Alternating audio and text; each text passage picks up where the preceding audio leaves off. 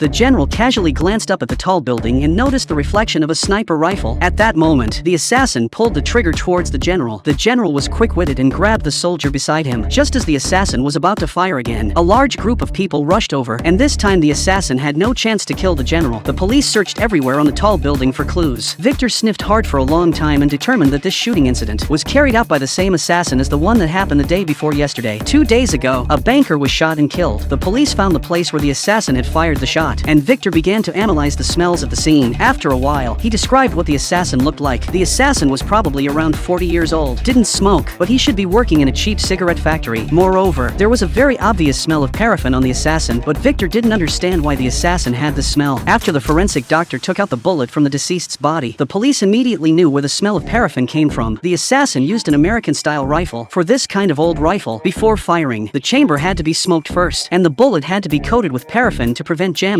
so there was the smell of paraffin at the scene. Just 1 day later, another shooting incident occurred at the steel factory, and the real estate boss was also killed in the same way. After the police investigated, they found that the banker and the real estate boss were good friends, and there was a particularly crucial clue. Both of them had a very good relationship with the general, and the three of them often got together. The police immediately deduced that the assassin's next target was the general. However, the general didn't take it seriously at all and thought that no one dared to attack him in the barracks. Who would have thought that the assassin had already set up the sniper rifle and aimed at the general? Fortunately, the general reacted quickly and managed to escape the danger. The police accelerated the speed of their investigation. Victor came to the dormitory of the cigarette factory to conduct a search. At this time, a worker walked towards him, and Victor immediately smelled that this person was the assassin. The assassin had obviously received military training before and was extremely agile. Victor was still studying how to fire the gun. Although his nose was sensitive, his marksmanship was really poor. When he finally managed to load the bullet, he hadn't even turned off the safety catch. The assassin suddenly raised his gun.